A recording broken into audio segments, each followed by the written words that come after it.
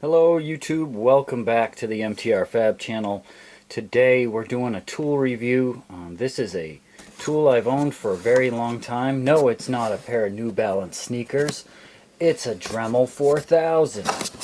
So I keep a lot of things in shoe boxes, especially things that have lots of bits and pieces. I actually have two of these. One is brand new in the box. We'll show you kind of what you get, but I don't know what I've added to that. The reason why I have multiples of this particular tool is because it's so good. And I'm going to show you a few things about it and tell you a few things about the Dremel 4000 in particular that I like. So I'm going to show you what's in this box. I use this box. This box kind of rolls around. This must have been the bag I got with this back in the day. But you can see there's a Ziploc bag with some cut-off wheels and some grinding discs that are loose. There's a little Dremel assortment. And inside the Dremel assortment is the standard stuff that I use with this tool. And then there's this wonderful wand and obviously the tool itself. Now, what's great about this tool is that anybody that watches this channel could use this tool. It doesn't really matter what you're into. Hobbies and crafts, you're into motor work, you're into woodworking, you're into 3D printing, you're into building drones, you're into working on motorcycles. You will always find a use for this tool if you purchase it. And here's why. I'm going to tell you, you should just cut to the chase and buy a Dremel 4000. Because I've tried a ton of these in cheap variations that try to be this tool right here. These guys do it the best. And I like red ones, and believe it or not, I have a red one. I'm not telling you about this red one right now because this is probably the most disappointing Milwaukee tool I own. That's for another video. This, obviously, you can't compare apples to apples. This is a cordless tool, and this is a corded tool, but I can tell you I'm not excited to tell you about this because it's not that good. This Dremel is amazing. Now, part of what makes it amazing is this flex shaft. And this is also part of what will make this tool last tenfold longer. The failure I tend to have with these is usually something up in this area. The bearing or the plastic housing will wear out and it'll develop so much wobble and shake that even if you could hold on to it, you really don't want to. And at any minute, what usually happens is the armature lets go because it's off center or peeling into something it shouldn't be. That's where these guys have figured out how to do this and do it well. The variable speed on this particular tool is super good. It's a noisy tool, so I'm not going to actually run it on camera, but believe me when I say it's got a decent amount of resolution. It's got a kind of a clicky wheel feel. It's got a hanger, so typically I would hang this beside my bench, higher than I actually am working. And this is probably my favorite bit to use in this tool that's currently in it. Now, I told you I have this little tray and I have this little bag. I guess we haven't looked in the bag, but there's some important stuff in the bag. This is super important, and I don't want to be Mr. Safety, but there's a reason why these are in this bag is because this tool with little shards of metal spinning at, whatever, 10, 15, 25K, whatever it is, or these little grenade wheels are eye pokers, okay? Definitely wear safety glasses when you use one of these. I don't really care what you're doing. Now, let's see what else is in here. Again, this is kind of the stuff that over time I have ended up using. And yes, it's more expensive than your typical $20 Harbor Freight. I mean, I've even purchased them for less than that. And obviously you get what you pay for, folks. But I will tell you that a lot of the little bits and bobs that have been accumulated in these kits are not necessarily Dremel brand.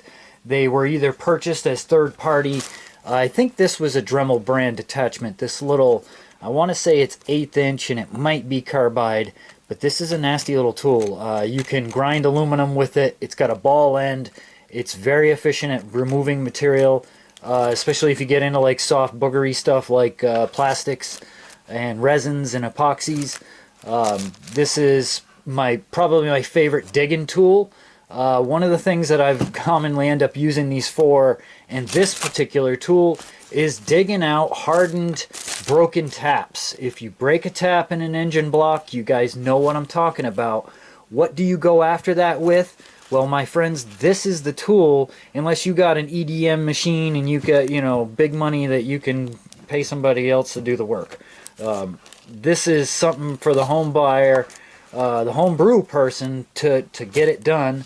And I've used this inside my house, outside my house, at friends' houses, at the shop. These things are unbelievably valuable.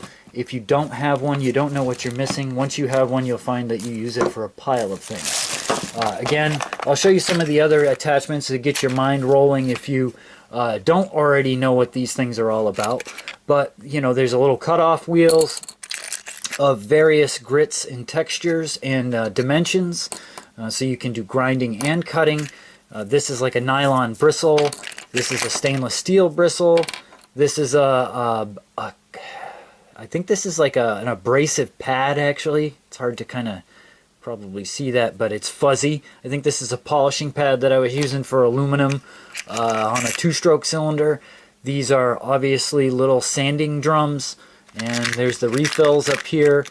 You know, there's drill bits, there's ball mills. You can use these for about anything. And why I'm telling you to go out and straight buy up the $100 one, and there are piles and piles of Dremel accessories that go with the Dremel brand. So if you're actually looking for something that has an accessory line, you really can't beat it. That's an absolute no-brainer. So I showed you what I like about the tool is that you can remote mount the power source and use this as your detail tool. And this is a lot easier to manage. It manages almost like a pencil. I mean, you can literally engrave stuff with this little carbide ball mill. I mean, it's not incredibly detailed if you want to be that way, but my point is it's more detailed than you'd think than you know, trying to do it in the point of this tool. These also have quite a bit more power than like the Harbor Freight cheapies, that's for sure. There's no doubt that there's a performance difference. Pretty much any of them I tried, and I had some that while I was doing two-stroke 250R cylinders, check the channel out for some 250R content, but two-stroke cylinders I was polishing a few here and there, and they take quite a bit of time, and this tool or these types of tools helped a lot. So I'm going to show you the kit. Again, this isn't necessarily, this is pretty much just got stuff probably added to it over the years. If I have more than one thing that I don't want to carry around in that shoebox, I just throw it in here so I know where to go find it.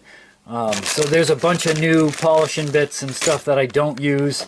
This is the kit that comes with this guy. Again, there may be more pieces that I bought at some point. So you can buy this kit for in pretty much any shape or form you want with varying degrees of accessories. Again, some of these that you see didn't just come with this kit. I think they were purchased elsewhere. This is kind of my storage and backup because there was a point where I was going through the cheap ones pretty quick and I didn't expect this to last very long. And actually, it was my mother who gave me a gift certificate to a Rotary Tool. You really can't go wrong. Just spend the money once. Don't think you're getting anything by skating by and buying a cheap one, because believe me, you can buy the cheap accessories, but buy the nice Dremel. If you're going to do any amount of digging at stuff, it'll pay you back in home fixes tenfold. And if you can't buy the one with the flex shaft attachment, pay the extra $30 or whatever dollars it is and get this as an addition. Many years they've sold the same model, so you know, like anything, it probably hasn't, it's probably not built any better than it was when I bought this a long time ago.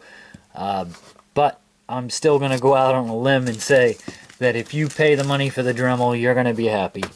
So take it from me. If you're going to buy a rotary tool, if you don't have a rotary tool, go get one. You'll be happy. It's you have access to it. If you have them thoughts like I do. This has suited me very well. I would recommend it to anybody, and without saying much more about it, that's it for this week. I hope you liked what you saw, and if you did, you can give me a thumbs up. I try to do this every week, and I'll see you guys back here next week. Please like, share, comment, and subscribe. We'll see you guys on the next one. I am out.